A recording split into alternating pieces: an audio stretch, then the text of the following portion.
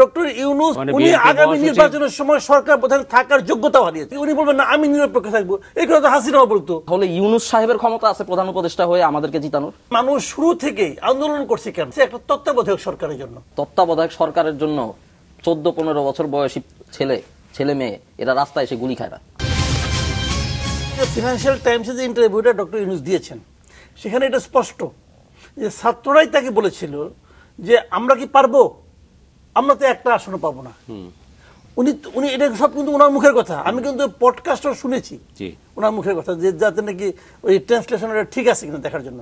ওখানে ডক্টর ইউনূস বলছেন যে আমি তাদেরকে বলেছি যে তোমাদের, ওর বলছে আমাদেরকে তো কেউ চেনে না, আমরা কি কোনো সিট পাবো না। তো তখন বলছে যে না তোমাদের দেশের সবাই চিনে, কাজের একটা চান্স দিতে অসুবিধাটা কি। উনি কিন্তু এই ল্যাঙ্গুয়েজ চান্স, এই শব্দটা ইউজ করেছেন। তার মানে কি হচ্ছে, যেখানে ছাত্ররা নিজেরাও কনফিউজ যে একটা পলিটিক্যাল পার্টি করবে, সামনে ইলেকশনে পার্টিসিপেট করবে, এই ব্যাপারে তারা নিজেরা যখন কনফিউজ, তখন তাদেরকে সাহস দিচ্ছেন, উৎসাহ দিচ্ছেন ডক্টর ইউনূস। আচ্ছা এটা এটা কোনো আমার কোনো আপত্তি নাই কিন্তু, বাট আমার প্রশ্নটা হলো, দেখেন এই দেশের মানুষ শুরু থেকেই আন্দোলন করছে কেন? আন্দোলন করছে একটা তত্ত্বাবধায়ক সরকারের জন্য। আমরা মনে করি আমাদের নির্বাচন ব্যবস্থাটাকে ধ্বংস করে দেওয়া হয়েছে তত্ত্বাবধায়ক ব্যবস্থাটাকে ধ্বংস করার মাধ্যমে। অন্যান্য অনেক কিছু আছে, কিন্তু নির্বাচন ব্যবস্থাটাকে ধ্বংস করে দিচ্ছে। তখন বলবেন যে তার স্বৈরাচারী আচরণের মাধ্যমে সে করছে, অমুক করছে, তমুক করছে।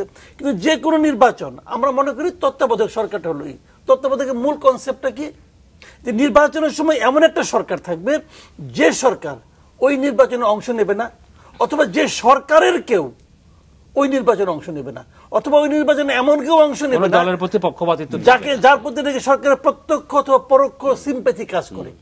তাহলে এখন যে দল গঠনের পেছনে ইউনূস সাহেবের একটা সমর্থন, উদ্যোগ, উৎসাহ আছে, সেই দল যদি ইলেকশনে অংশ নেয়, তো তার প্রতি ডক্টর ইউনূসের একটা সিম্প্যাথি থাকবে না, একটা ফিলিংস কাজ করবে না? এবং এই ইন্টারভিউ দেওয়ার মাধ্যমে সে তো সেটাকে ওপেন করে দিল। তাহলে সমস্ত প্রশাসন তারা কি ডক্টর ইউনূসকে খুশি করার জন্য ওই দলের পক্ষে কাজ করবে না?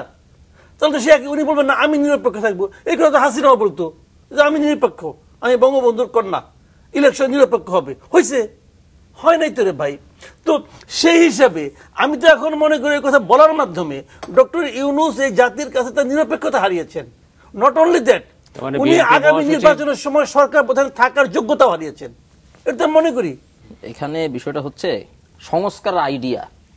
এখানে উনার বেসিক পয়েন্টে যেটা ভুল, সেটা হচ্ছে বাংলাদেশের মানুষ তত্ত্বাবধায়ক সরকারের জন্য আন্দোলন করেছে।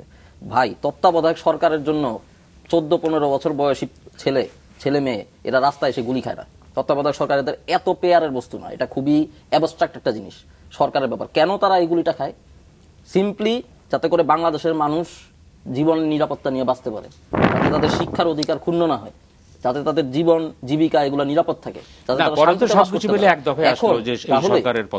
এটা কিভাবে নিশ্চিত হবে?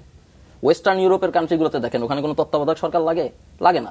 ওদের নির্বাচন কমিশন এতটাই স্ট্রং যে সরকারে যেই থাকুক না কেন নির্বাচন কিন্তু একেবারে নিরপেক্ষ হয়।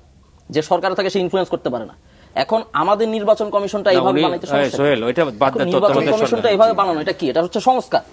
এই সংস্কারের জন্য তিনি প্রশ্ন তুলেছেন, যে প্রশ্নটা মির্জা ফখরুল ইসলাম আলমগীর বিএনপির মহাসচিব তুলেছিলেন, যে কারণে আপনাদের সঙ্গে তাদের একটা সম্পর্কের একটু টানাপোড়েন আমি একটু বলতে শুরু হয়েছে।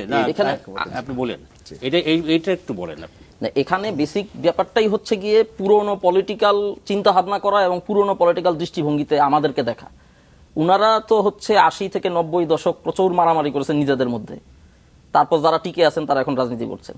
এর মধ্যে অনেকে দেশপ্রেমিক অবশ্যই, কিন্তু তাদের পদ্ধতি ভুল ছিল, এটা আমাদের এই প্রজন্ম দৃঢ়ভাবে বিশ্বাস করে, যে কারণে দেশে শান্তিপূর্ণ রাজনৈতিক সংস্কৃতি তৈরি হতে পারেনি। কি দরকার আসলে? উনারা মনে করছেন আমরা যেহেতু মানে উনাদের মতো করে আমাদেরকে ভাবতেছেন, আমাদের যেহেতু 3 জন ছাত্র পাওয়ারে আছে, আমরা এখন মাঠে আছি, আমরা যে কোনো মূল্যে ক্ষমতা ধরে রাখার চেষ্টা করব। কিন্তু ওনাদের বুঝতে হবে আমরা ওনাদের মতো না, আমাদের কাছে ক্ষমতার চেয়েও মূল্যবান একটা জিনিস আছে যেটা আমরা অলরেডি পেয়ে গেছি, যেটা স্বাদ কিন্তু আমরা পেয়ে গেছি, মানুষের ভালোবাসা, এবং সেটা ব্যাপকভাবে, যেটা অকল্পনীয়। আমরা তো এটা হারাবো না ক্ষমতার জন্য। আমরা যেটা করতে চাচ্ছি, যেটা আমাদের টার্গেট, সেটা হচ্ছে এমন একটা দেশ তৈরি করা, এমন ইনস্টিটিউশন তৈরি করা যেগুলো যে সরকারি ক্ষমতায় থাক না কেন দেশের মানুষকে নিরাপত্তা দিবে।